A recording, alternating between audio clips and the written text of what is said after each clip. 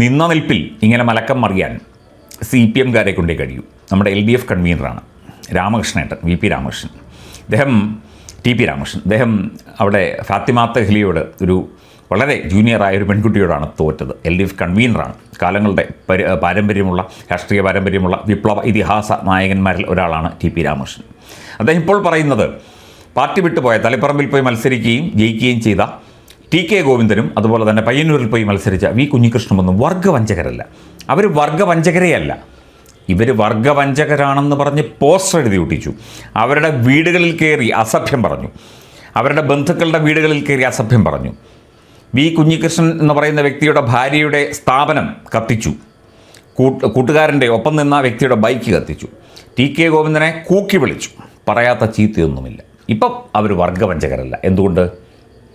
അവർ സഖാക്കൾ, അതായത് അവിടുത്തെ യഥാർത്ഥ പാർട്ടി പ്രവർത്തകർ ഇവർക്കൊപ്പമാണ് എന്ന ബോധ്യം CPM-ന് വന്നിരിക്കുന്നു. ഇനി ഇവരെ എന്തെങ്കിലും പറയുകയോ പിടിക്കുകയോ ചെയ്തു കഴിഞ്ഞാൽ ഇപ്പം പയ്യന്നൂരും തളിപ്പറമ്പും മാത്രമേ ഉള്ളൂ. ബാക്കി കണ്ണൂരുള്ള ഇവരുടെ കയ്യിൽ നിൽക്കുന്ന ധർമ്മടം ഉൾപ്പെടെ എല്ലാം പോകും. ആ അവസ്ഥയിലേക്ക് എത്തും അടുത്ത തെരഞ്ഞെടുപ്പോടുകൂടി, അല്ലെങ്കിൽ അതിനു മുമ്പ് തന്നെ എത്തും. അത് ബോധ്യമായിരിക്കുന്നു. അതുകൊണ്ടാണ് അവർ വർഗ്ഗവഞ്ചകരല്ല, അവർ സഖാക്കളാണ്.